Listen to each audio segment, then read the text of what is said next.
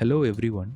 Did you know that vitamin D is not really a vitamin at all and that your own skin can manufacture it using nothing but sunlight? Today we are going to explore the physiology, pathology, and clinical management of this remarkable hormone. Let us begin by defining the classic definition of a vitamin. A classic vitamin is a substance the human body lacks the capacity to synthesize, requiring strict dietary intake. But the reality of vitamin D is completely different. It is an endogenously synthesized prohormone, and with just 20 minutes of daily sunlight exposing 40% of the skin, the body generates entirely adequate amounts without any dietary requirements at all. Clinically, it is metabolically inactive on its own and functions physiologically as a fat soluble kidney hormone that binds to specific transport proteins to reach its target tissues. Vitamin D has dual origins, but both come with environmental vulnerabilities. Dermal synthesis begins with a compound called 7-dehydrocholesterol in the skin, but this process can be blocked by several environmental factors, including high melanin content, smog and air pollution, sunscreens, and extensive clothing or burqas. The second source is dietary intake, which relies on normal fat absorption in the gut and comes from fish liver oils and fatty fish, egg yolks, and fortified milk and margarine. When we look at the molecular matrix, there are two main forms of vitamin D.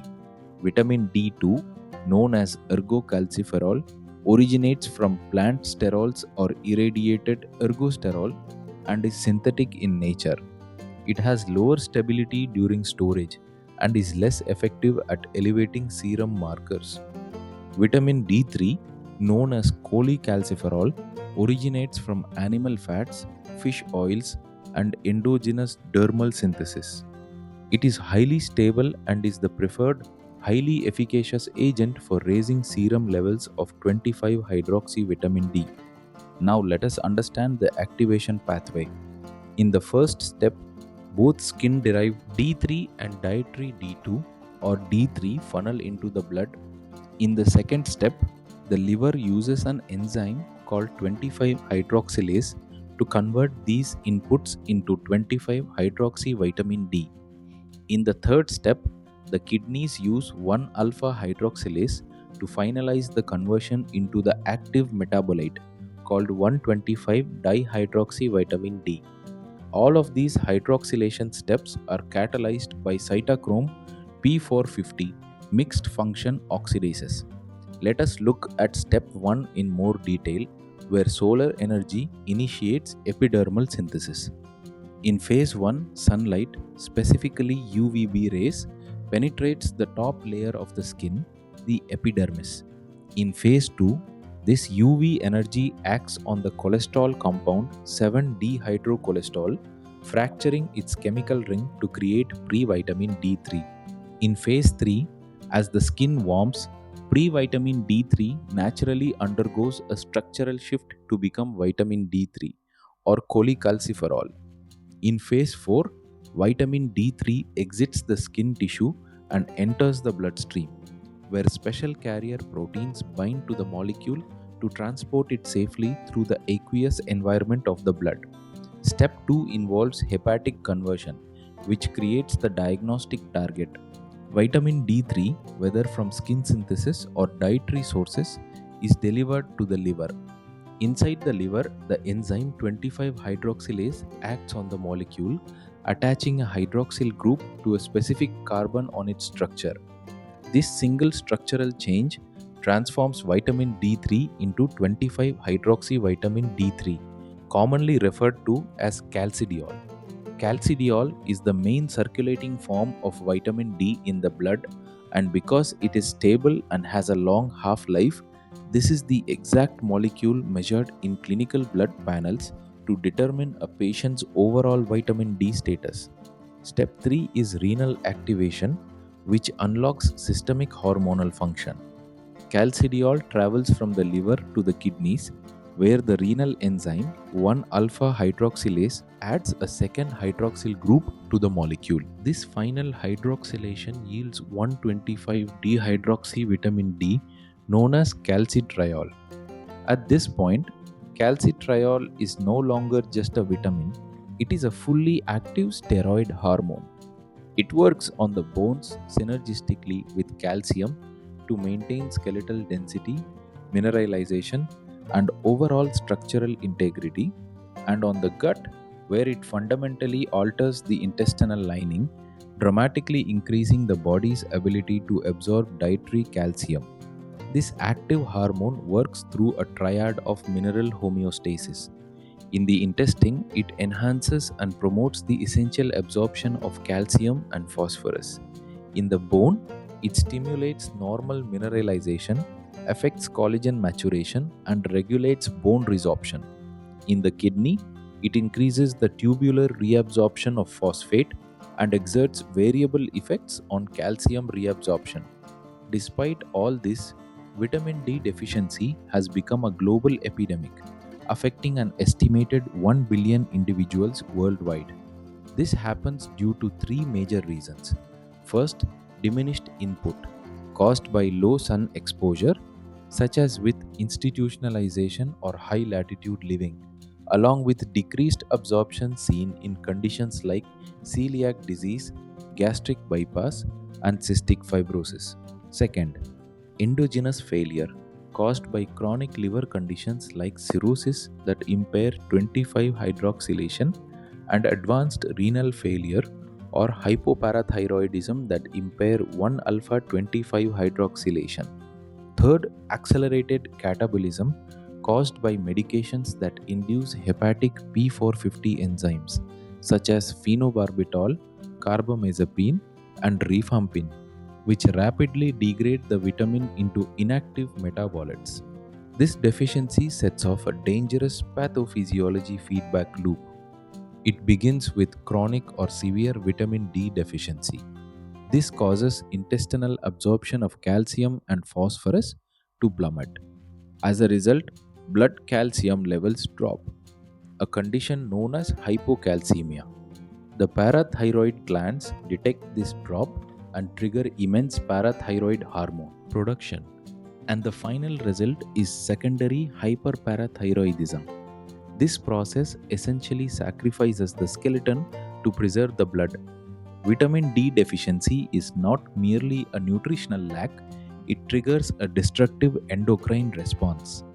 Elevated parathyroid hormone accelerates bone turnover and promotes phosphaturia, resulting in severe thinning and porosity of cortical bone simply to maintain serum calcium homeostasis. This skeletal failure has very specific clinical manifestations. In children, it causes rickets, which occurs in growing bones. It is characterized by reduced calcification of the epiphyses, growth failure, lethargy, and gross bony deformities such as curved legs, deformed pelvis, pigeon chest, and rickety rosary. In adults, it causes osteomalacia, which occurs in mature bones, notably during pregnancy and lactation. It is characterized by severe bone pain, arthralgia and myalgia, muscle twitching, fragility fractures, and accelerated osteoporosis. Now let us talk about the paradox of widespread deficiency. Despite living in a region with abundant year-round sunlight, 70 to 90% of the Indian population exhibits low levels of vitamin D. Status is universally assessed by measuring serum 25-hydroxy vitamin D in nanograms per milliliter. Severe deficiency is defined as less than 12 nanograms per milliliter, carrying a high risk for significant skeletal and systemic complications. Deficient status is less than 20 nanograms per milliliter, where intervention is clinically indicated. Insufficient status is between 20 and 29 nanograms per milliliter, adequate to prevent severe disease but leaving room for improvement. Sufficient or optimal status is 30 nanograms per milliliter or above, which is the required threshold for optimal bone homeostasis and overall systemic health. It is also important to remember that levels above 100 to 150 nanograms per milliliter are toxic, carrying a risk of hypervitaminosis D and secondary hypercalcemia. Let us move on to prevention and daily maintenance strategies. For children and infants, 400 international units daily is recommended, specifically for breastfed infants consuming less than 1 liter of fortified milk per day. For adults under 65 years, 400 to 800 international units daily is recommended, assuming inadequate year-round sun exposure. For the elderly above 65 years, 800 to 1000 international units daily is crucial to reduce the risk of fragility fractures and falls. It is important to note that supplementation exceeding 4000 international units daily is not recommended for vitamin replete adults. For active management, vitamin D3 or cholecalciferol is the preferred intervention. In severe deficiency, below 12 nanograms per milliliter, we initiate 6000 international units daily or 50,000 international units weekly for 8 weeks, transitioning to 1000 to 2000 international units daily once levels above 30 nanograms per milliliter are achieved. High-risk demographics with malabsorption or obesity may require 10,000 international units daily initially. In deficiency between 12 and 20 nanograms per milliliter, we initiate 800 to 1000 international units daily and recheck serum levels after 3 months to confirm correction. In insufficiency between 20 and 30 nanograms per milliliter, we supplement with 600 to 800 international units daily. For special clinical populations, pharmacological bypass routes become necessary. In cases of severe hepatic dysfunction, we administer calcidiol at 30 to 200 microgram daily, which bypasses the missing 25 hydroxylase activation in the liver. In cases of advanced kidney failure or hypoparathyroidism, we administer calcitriol directly, which bypasses the missing 1 alpha hydroxylase activation in the kidney. Though this requires strict serum calcium monitoring due to the risk of hypercalcemia. To bring it all together, vitamin D is far more than a dietary supplement. It is a critical solar-activated endocrine hormone. By recognizing environmental vulnerabilities, tracking the activation pathway, and aggressively maintaining serum levels above 30 nanograms per milliliter, clinicians can halt the destructive cascade of secondary hyperparathyroidism and preserve lifelong skeletal architecture. Hope you have understand about vitamin D. If you found this video useful, please like and share with your friends and colleagues. Thank you.